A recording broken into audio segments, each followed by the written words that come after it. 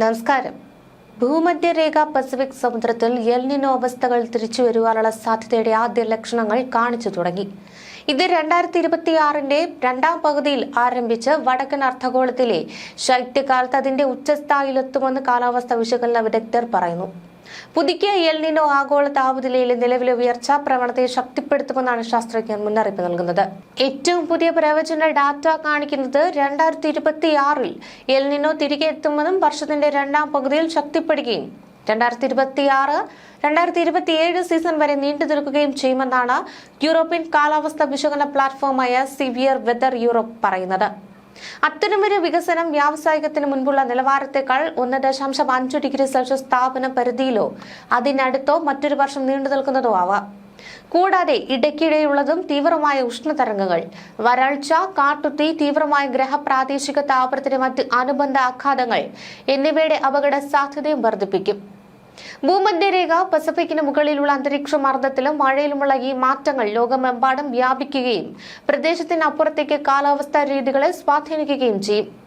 ഇന്ത്യയിൽ ഇത് പലപ്പോഴും മൺസൂൺ സീസണിൽ മഴ കുറയുന്നതിന് കാരണമാകുന്നു.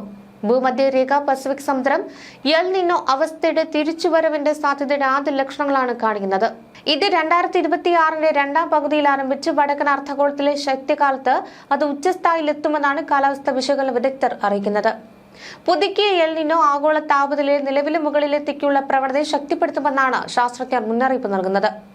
എന്നാൽ അടുത്തിടെ ENSO താപനില അപാകത വീണ്ടും ഉയരുവാൻ തുടങ്ങി. ഇത് ലാ നിനയുടെ അവസ്ഥാനം ആരംഭിക്കുന്നുവെന്നതിന്റെ സൂചനയെന്നാണ് സിവിയർ വെതർ യൂറോപ്പ് അറിയിക്കുന്നത്. ഭൂമധ്യരേഖ പസഫിക്കിൽ പടിഞ്ഞാറൻ ഭാഗത്ത് ചൂട് കൂടുകയാണ്.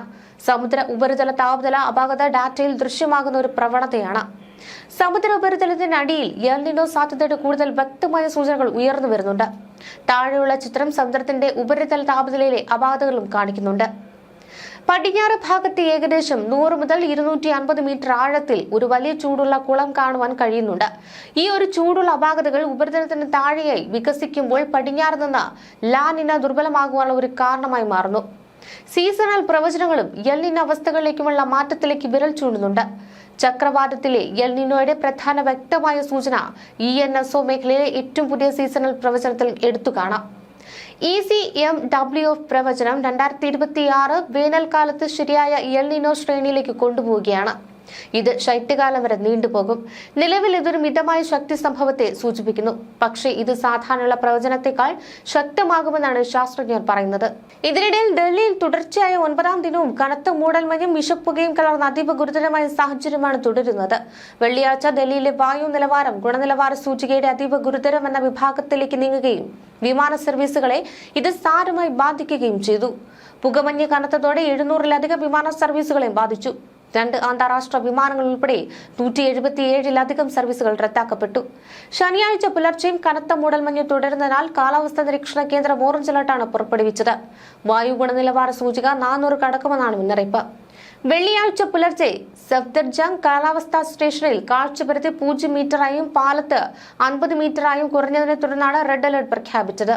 നഗരത്തിലെ 40 മോണിറ്ററിംഗ് സ്റ്റേഷനുകളിൽ 11 എണ്ണത്തിലും വായു നിലവാരം അതീവ ഗുരുതരമായ നിലയിലാണ് രേഖപ്പെടുത്തിയിരിക്കുന്നത്. ഇതിൽ വിവേക് വിഹാർ, ആനന്ദ് വിഹാർ എന്നിവിടങ്ങളായി ഏറ്റവും മോശമായ മലിനീകരണം റിപ്പോർട്ട് ചെയ്തിരിക്കുകയാണ്. ഡൽഹി വിമാനത്താവളം യാത്രക്കാർക്ക് പ്രത്യേക നിർദ്ദേശങ്ങൾ പുറപ്പെടുവിച്ചിട്ടുണ്ട്. യാത്രക്കാർ അതത് എയർലൈനുകളുമായി ബന്ധപ്പെട്ട വിമാനങ്ങളുടെ സമയം കൃത്യമായി മനസ്സിലാക്കണമെന്ന് അധികൃതർ അറിയിച്ചു.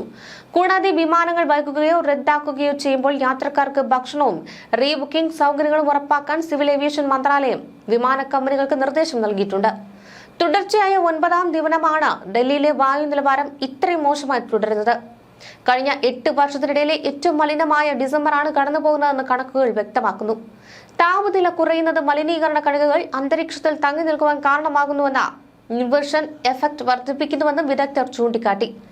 വാഹനങ്ങളിൽ നിന്നുള്ള പുകമലിനീകരണത്തിന് പ്രധാന കാരണമാകുന്നുണ്ടെന്നും വരും ദിവസങ്ങളിൽ ഇതിന്റെ തോത് ഉയരുമെന്നുമാണ് റിപ്പോർട്ടുകൾ സൂചിപ്പിക്കുന്നത്. ഡിസംബർ മാസത്തിൽ മഴ ലഭിക്കാത്തത് സ്ഥിതിഗതികൾ കൂടുതൽ വഷളാക്കിയിട്ടുണ്ട്.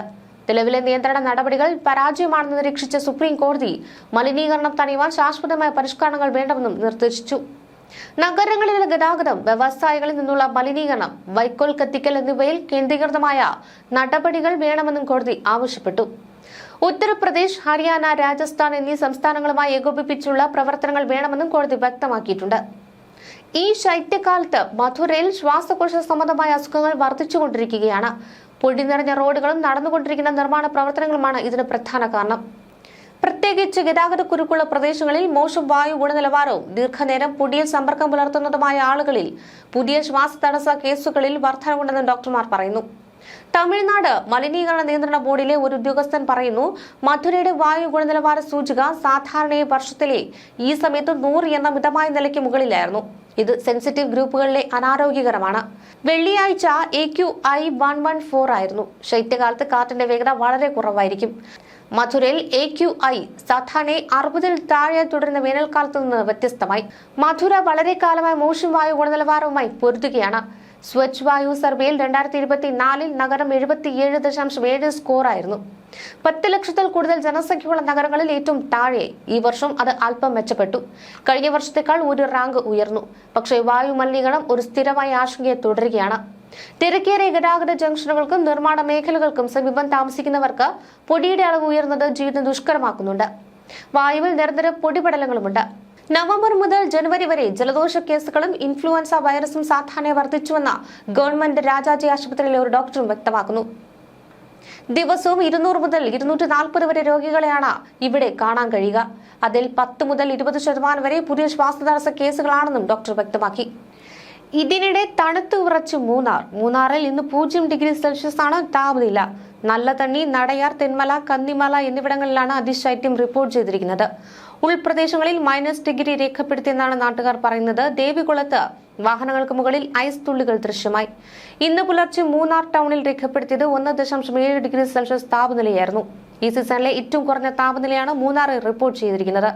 ദിവസങ്ങളായി മൂന്നാറിൽ കുറഞ്ഞ താപനിലയാണ് രേഖപ്പെടുത്തുന്നത്. കഴിഞ്ഞ വർഷം ഡിസംബർ 23-നും മൂന്നാറിൽ -2 ഡിഗ്രിയിലേക്ക് താപനില എത്തിയിരുന്നു. ഡിസംബർ, ജനുവരി മാസങ്ങളിലാണ് മൂന്നാറിൽ കൂടുതലായി തണുപ്പ് രേഖപ്പെടുത്താറുള്ളത്. ഈ മാസം അവസാനത്തോടെ താപനില -ൽ എത്തുമെന്നാണ് റിപ്പോർട്ടുകൾ സൂചിപ്പിക്കുന്നത്. കേരളത്തിൽ എവിടെയും പ്രത്യേകിച്ച് മഴ മുന്നറിയിപ്പുകൾ നൽകിയിട്ടില്ല. എന്നാൽ കടലിൽ പോകുന്നവർക്ക് ജാഗ്രതാ നിർദ്ദേശം പുറപ്പെടുവിച്ചിട്ടുണ്ട്.